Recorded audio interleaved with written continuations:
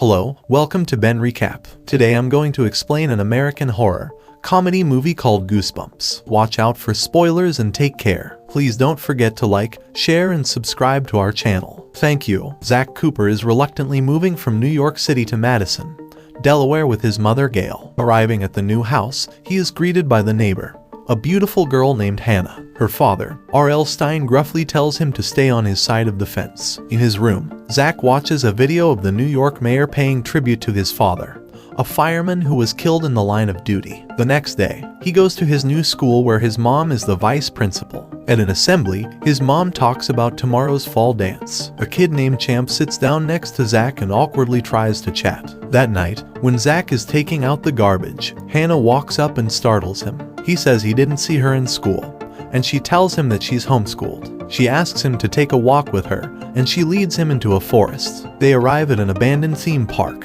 and they climb up to the top of a Ferris wheel. He tells her about his father, and she says that she never knew her mother, and her dad keeps moving her from town to town. Back on the ground, they walk home, and Hannah's dad grabs her shoulder and orders her back inside. The next night, Zach hears a scream coming from Hannah's house. He runs over and is met by Mr. Stine, who tells him to go back home. He runs home and dials 911, and the police show up at Mr. Stine's door. Zach asks where Hannah is, and Mr. Stine says that she's staying in London with her mom. Another scream echoes through the house, and the cops force their way in. The scream came from the TV set. Gail apologizes and takes Zach home. That night, Gail leaves to chaperone the dance, and Zach's Aunt Lorraine comes over to babysit. Zach looks into the neighbor's window and sees the silhouette of Hannah in the house. He goes to his room, shuts the door, makes a phone call, and opens the window to sneak out. Champ meets him in the driveway, and they go over to the house together. After Mr. Stine leaves, Zach jimmies the lock on the cellar door and they walk in. He finds the floor covered with bear traps. Going upstairs, on a shelf, he sees books bound in leather with locks on the front. Champ recognizes the titles as Goosebumps books. Finding a key, Zach opens up the book The Abominable Snowman of Pasadena. Just then, a shadowy figure swings a baseball bat at Champ's head, and then turns on a light. He sees Hannah standing there. She asks what he's doing in her house, but then notices the unlocked book. He picks it up to put it away, but it pops open. Suddenly, a 15-foot snowman appears, bounding out through a wall and running off into the forest. Hannah grabs the book and runs after the monster, with Zach and Champ running after. Following the trail of destruction, they arrive at an ice rink. They see Hannah climb in through a broken window, and they follow. They find Hannah in the middle of the ice, still holding the book. They walk out to her, and candy rains down around them. They see a vending machine flying through the air toward them, and they scatter as the machine crashes down on the ice. Hannah tells them the only way to get rid of the monster is to suck it back into the book. As the monster runs toward her, she opens up the book, then lifts an arm and swats the book out of her hands. Hannah runs toward the book, but the monster slams his fist down, causing her to lose her balance and fall. Zach grabs a hockey stick and knocks the book across the ice. Champ gets on a Zamboni, and the monster chases him. It destroys the Zamboni with one blow as the monster turns toward the other two, but they manage to slide into the box and shut the door. The monster pounds on the plexiglass, and it starts to crack. Mr. Stine shows up and opens the book, and the monster gets sucked in, turning into letters as it gets close to the page. He shuts the book and orders them all into the car. On the ride home, Zach goads Mr. Stine to reveal his true identity as the author of the Goosebumps series. Back at home, Hannah's dad tells her that they'll have to move again. Zach steps into the house, and Mr. Stine instinctively throws a candelabra at his head. His throw is wide, and Zach demands to know what's going on. Mr. Stine tells him that as a child, he had severe allergies that kept him indoors, and the neighborhood kids would taunt him and throw rocks at his window. He made up monsters that would terrorize the other kids, and one day they became real, leaping off the page. He says they're safe as long as the books stay locked. He and Hannah grab the books, and Zach finds Night of the Living Dummy on the floor with a broken lock.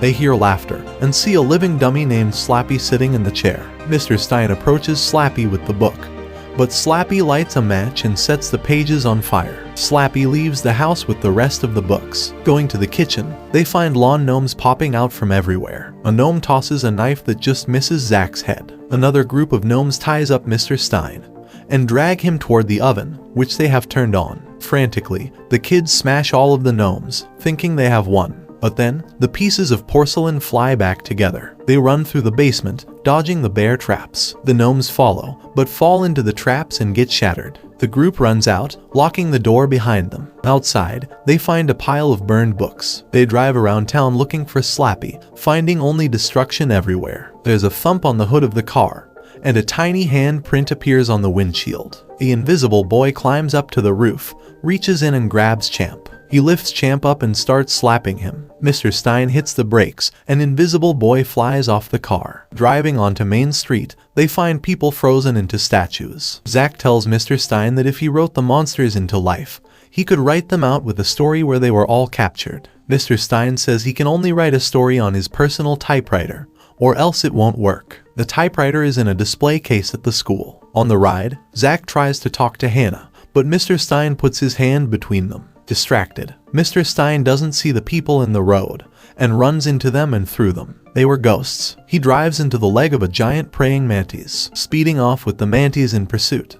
He drives into a supermarket parking lot and crashes into a parked car. The group runs into the store as the mantis smashes the car. Hannah tells them they can get to the school by cutting across a cemetery. They grab some chips and soda, and Hannah sees that Zach has a cut on his forehead. She dabs it with antiseptic. In the meat section, they see a werewolf gnawing on a steak. They try to sneak by, but the wolf hears them and starts running their way. They all split up, and the wolf chases Mr. Stine. In the pets section, Zach finds a rubber steak and tosses it across the store. The wolf charges after it, and the group runs for the exit. The wolf sees them and resumes chase. Zach turns over a mop bucket, and the wolf slips and slides as they run out the door, slamming it shut behind them. The wolf breaks down the door, and the group finds themselves trapped in the back parking lot, with the wolf rapidly closing distance. Suddenly, they see headlights, and a car rams the wolf, knocking it into a brick wall. Aunt Lorraine pops her head out. Zach tells her to go to the police station and have the cops meet them at the school.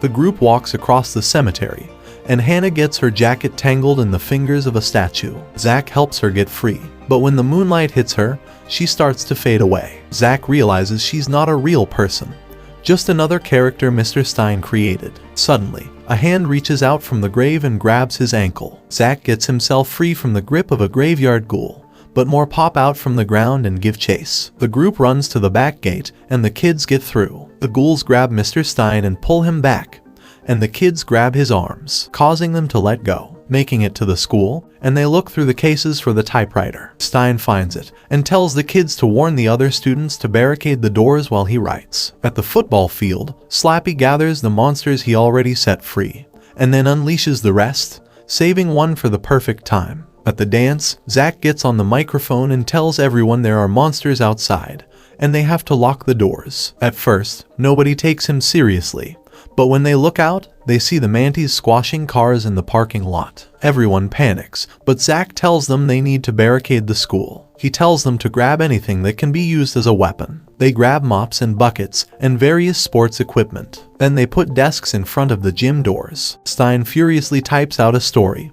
and Slappy approaches. Slappy tells him that they share a consciousness since they are really the same person. Slappy says that if he stops, Slappy will let him live. When he refuses, Slappy slams the lid on his hands, breaking his fingers. The kids find Stine, and they grab the typewriter and run into the storage room with the rest of the students and lock the door. The monsters bang on the windows. Stine sees a line of buses, and he says that if he can drive off in one, he'll lead the monsters away. Zach sees a tackling dummy in the corner and gets an idea. A bus drives off, and Slappy tells the monsters to kill Stine. The mantis catches up to the bus and kicks it across the road, causing it to crumple in a heap.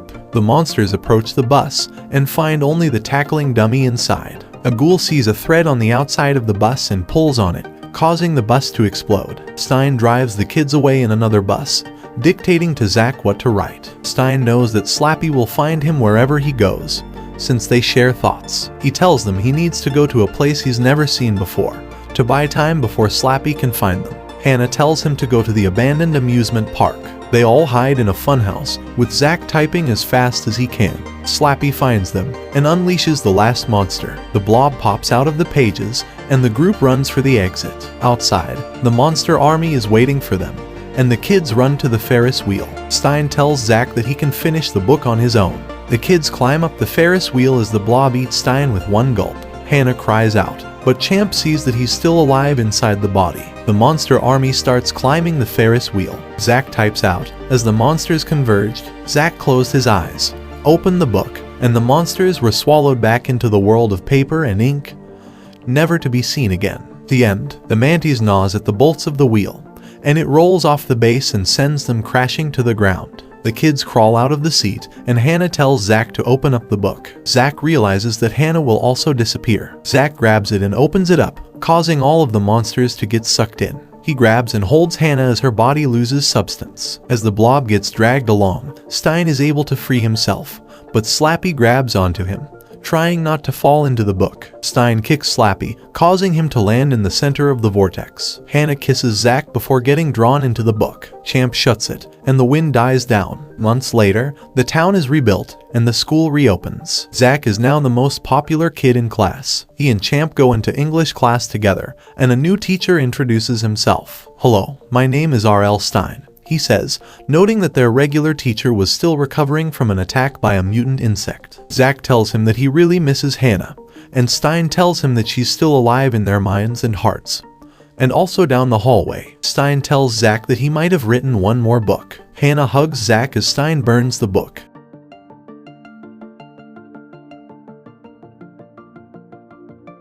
Stine finds his typewriter and sees the keys move on their own, and on the paper appears The Invisible Boy's Revenge. He sees his scared reflection in a glass window, and next to it, a tiny hand print. Thank you for watching till the end. If you enjoyed the video, please like, share to your friends and subscribe to our channel. Till we meet again.